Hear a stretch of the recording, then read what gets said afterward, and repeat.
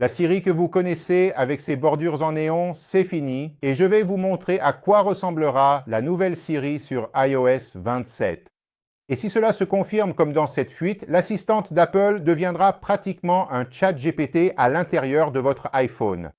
Dans les prochaines minutes, je vais vous expliquer exactement ce qui a changé, comment vous allez appeler Siri désormais, la nouvelle façon de discuter avec elle comme avec un chatbot et le détail auquel personne ne s'attendait. Vous pourrez choisir si c'est Siri, ChatGPT, Gemini ou Claude qui vous répond. Tout cela directement dans le système. À la fin, je vous dirai si j'ai aimé ou non ce changement.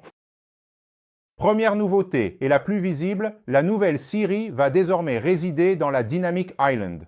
Cette île, là en haut, va s'agrandir et vous aurez alors un accès direct à Siri. Vous aurez donc la possibilité de poser des questions, d'activer Siri, ChatGPT ou même Gemini. Cela va certainement changer complètement votre façon d'utiliser l'appareil. La deuxième modification, c'est que vous pourrez appeler Siri comme nous le faisons déjà aujourd'hui, ou bien en faisant glisser votre doigt de bas en haut, et cela sera actif partout dans le système. Vous verrez alors apparaître l'option de rechercher ou de poser une question. Si vous choisissez de rechercher, cela peut aller directement sur Google, et si vous choisissez de poser une question, cela ouvrira le nouvel assistant personnel. Même si cela peut sembler anodin, cela change complètement la fonctionnalité. Vous pourrez pratiquement tout faire sur votre iPhone en utilisant l'assistant personnel. Vous pourrez créer un rendez-vous dans votre agenda, chercher dans vos notes, lancer un raccourci et, le plus important, effectuer des recherches sur Internet grâce au nouveau système d'intelligence artificielle d'Apple elle-même. Ce serait comme si Apple créait un Perplexity pour que vous puissiez l'utiliser. Et le résultat ne s'affichera pas sous forme d'une liste ennuyeuse comme c'est le cas aujourd'hui. Il apparaîtra dans une jolie carte avec un effet Liquid Glass et viendra directement de votre Dynamic Island. Maintenant, le détail qui a été révélé aujourd'hui et qui a attiré l'attention de tout le monde est le suivant. Selon les fuites, Apple teste l'ouverture d'iOS 27 aux agents d'intelligence artificielle tiers. Tous devront être installés via l'App Store. Apple a déjà un partenariat avec ChatGPT, mais en interne, elle a également testé l'intégration avec Gemini et Claude d'Anthropic. J'utilise Claude d'Anthropic pour effectuer des tâches tous les jours.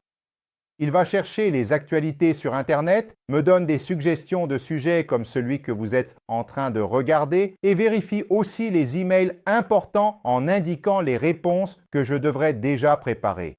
Et là, généralement, la réponse est appropriée et je n'ai plus qu'à cliquer sur « Envoyer ». Imaginez cela fonctionnant sur votre iPhone. Ce sera certainement un énorme gain de productivité. Et il y a encore plus de nouveautés d'après ce qui a déjà fuité.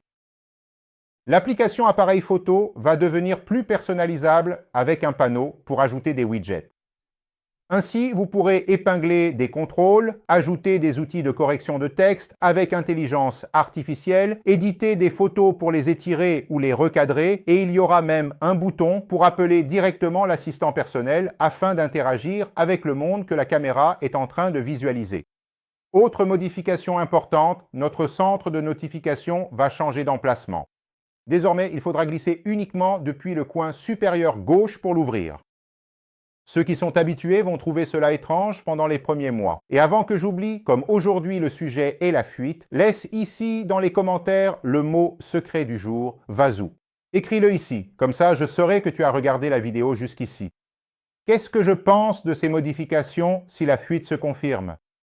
Puisque Apple teste plusieurs designs en interne avant de sortir la version finale. Mais c'est la première fois, à mon avis, qu'Apple a compris qu'elle avait pris du retard dans la course à l'intelligence artificielle et qu'elle fait tout pour reprendre sa place.